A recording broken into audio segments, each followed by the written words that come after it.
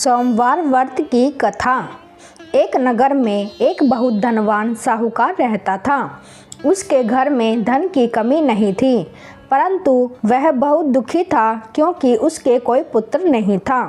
इसी चिंता में दिन रात दुखी रहता था। पुत्र की कामना के लिए वह प्रत्येक सोमवार शिवजी का व्रत और पूजन किया करता था तथा सायंकाल मंदिर में जाकर शिवजी के सामने दीपक जलाया करता था। उसके इस भक्ति भाव को देखकर एक समय माता पार्वती ने शिवजी महाराज से कहा, महाराज, यह साहूकार आपका अनन्य भक्त है, सदैव आपका व्रत और पूजा बड़ी श्रद्धा से करता है, आपको इसकी मनोकामना पूर्ण करनी चाहिए। शिवजी ने कहा, हे पार्वती, यह संसार कर्म क्षेत्र है। किसान खेत में जैसा बीज बोता है वैसा ही फसल काटता है, उसी तरह मनुष्य इस संसार में जैसा कर्म करते हैं वैसा ही फल भोगते हैं। माता पार्वती ने अत्यंत आग्रह से कहा, महाराज, जब यह आपका अन्य भक्त है और इसको किसी प्रकार का दुख है तो इसे आपको अवश्य दूर करना चाहिए। आप तो सदैव अपने भक्तों पर दयालु होते हैं और उनके दुखों को दूर करते हैं। यदि आप ऐसा नहीं करेंगे तो मनुष्य आपका पूजन व्रत क्यों करेंगे। माता पार्वती का ऐसा आग्रह देख शिवजी कहने लगे, हे पार्वती, इसके कोई पुत्र नहीं है, इसी चिंता में यह अति दुखी रहता है। इसके भाग्य में पुत्र न होने पर भी इसको पुत्र की प्राप्ति का वर देता हूँ, परंतु वह पुत्र केवल 12 वर्ष तक जीवित रहेगा। इसके पश्चात वह मृत्यु को प्राप्त हो जाएगा। इससे अधिक मैं इसके लिए नहीं कर सकता। माता पार्वती और भगवान का यह वार्तालाप साहूकार सुन रहा था। इससे उसको न तो प्रसन्नता हुई और न ही दुख हुआ। वह पहले की तरह शिवजी का व्रत और पूजन करता रहा। कुछ समय बाद साहूकार की स्त्री गर्भवती हुई और 10वें महीने में उसके गर्भ से अति सुंदर पुत्र उत्पन्न हुआ। साहूकार के घर में बहुत खुशी मनाई गई, परंतु साहूकार तो यह जानता था कि उसको केवल 12 वर्ष की आयु है, इसलिए उसने अधिक प्रसन्नता प्रकट नहीं की और न ही किसी को यह भेद बताया। जब वह बालक 11 वर्ष का हो गया तो बालक की माता ने उसके पिता से उसका विवाह करने के लिए कहा। साहूकार ने कहा, अभी मैं इसका विवाह नहीं करूँगा, मैं अपने पुत्र को काशी पढ़ने के लिए भेजूँगा। साहूकार ने बालक के मामा को बुलाकर उसको बहुत सा धन देकर कहा, तुम इस बालक को काशी पढ़ने के लिए ले जाओ और रास्ते में जिस स्थान पर भी जाओ यज्ञ करते तथा ब्राह्मणों को भोजन कराते तथा दक्षिणा देते हुए जाना। दोनों मामा भांजे यज्ञ करते, ब्राह्मणों को भोजन कराते तथा दक्षिणा देते काशी की ओर चल पड़े। रास्ते में उनको एक शहर पड़ा। उस शहर के राजा की कन्या का विवाह था, परंतु जो राजकुमार विवाह कराने के लिए आया था वह एक आंख से काना था। उसके पिता राजा को इस बात की बड़ी चिंता थी कि कहीं राजकुमार को देख राजकुमारी तथा उसके माता पिता विवाह में किसी प्रकार की अड़चन पैदा न कर दें।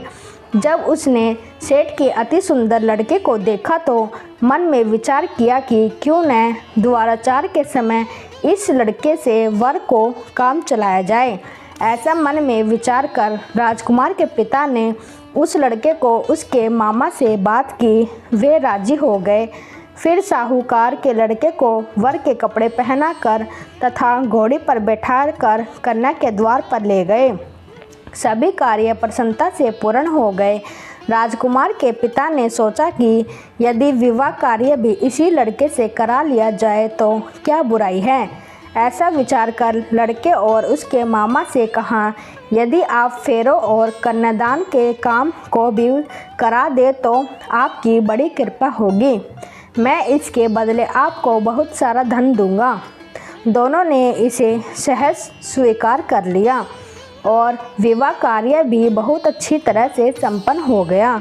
सेठ का पुत्र जिस समय जाने लगा तो उसने राजकुमारी की चुनरी के पल्ले में लिख दिया, तेरा विवाह मेरे साथ हुआ, परंतु जिस राजकुमार के साथ तुमको भेजेंगे वह एक आंख से काना है।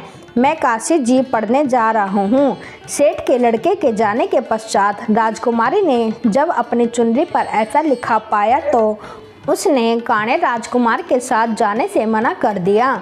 उसने अपने माता पिता को सारी बात बता दी और कहा कि यह मेरा पति नहीं है, मेरा विवाह इसके साथ नहीं हुआ, जिसके साथ मेरा विवाह हुआ वह तो काशी जी पढ़ने गया है। राजकुमारी के माता पिता ने अपनी कन्या को विदा नहीं किया और बारात वापस चली गई।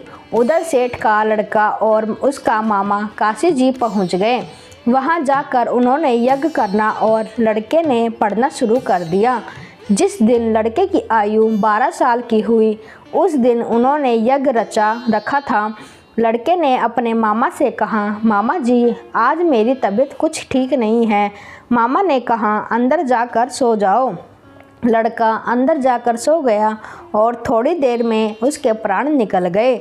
जब उसके मामा ने आकर देखा कि उसका भांजा मृत पड़ा है तो उसको बड़ा दुख हुआ। उसने सोचा कि अगर मैं अभी रोना पीटना मचा दूंगा तो यज्ञ का कार्य अधूरा रह जाएगा। अतः उसने जल्दी से यज्ञ का कार्य समाप्त कर ब्राह्मणों के जाने के बाद रोना पीटना शुरू कर दिया। संयोगवश उसी समय शिव पार्वती उधर से जा रहे थे। जब उन्होंने जोर जोर से रोने की आवाज़ सुनी तो पार्वती कहने लगी, महाराज कोई दुखिया रो रहा है, उसके कष्ट को दूर कीजिए। जब शिव पार्वती वहां पहुंचे तो उन्होंने पाया कि वहां एक लड़का मृत पड़ा था। माता पार्वती कहने लगी, महाराज यह तो उसी सेठ का लड़का है जो आपके वरदान से उत्पन्न हुआ था।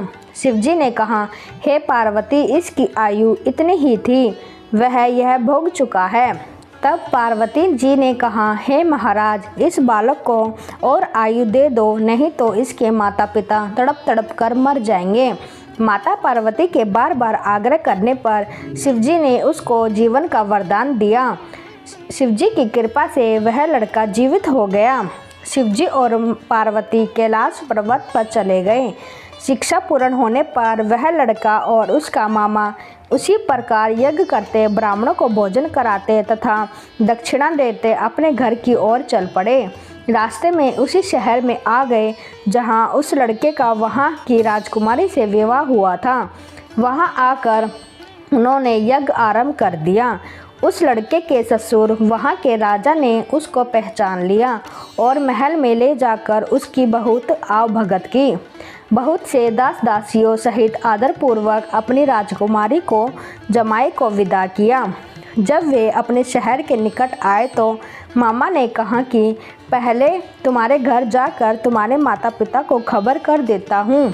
जब उस लड़के का मामा घर पहुंचा तो लड़के के माता पिता घर की छत पर बैठे थे।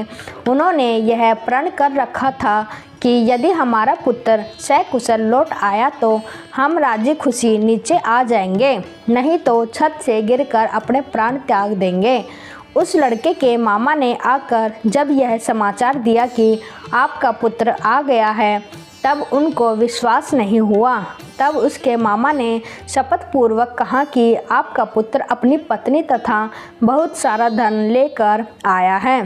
तो सेठ प्रसन्नता से भर उठा। सेठ सेठानी आनंद पूर्वक नीचे आए। बाहर आकर उन्होंने अपने पुत्र तथा उसकी पत्नी का भरपूर स्वागत किया। सभी बड़ी प्रसन्नता के साथ रहने लगे। जो कोई सोमवार के व्रत को धारण करता है अथवा इस कथा को पढ़ता है या सुनता है उसके सब दुख दूर होकर उसकी समस्त मनोकामनाएं पूर्ण होती हैं तथा इस लोक में नाना प्रकार के सुख भोग कर अंत में सदाशिव के लोक को प्राप्त होता है। तो ये थी हमारी सोमवार व्रत की कथा। आपको यह व्रत की कथा कैसी लगी प्लीज़ कमेंट में ज़रूर बताएं। धन्यवाद।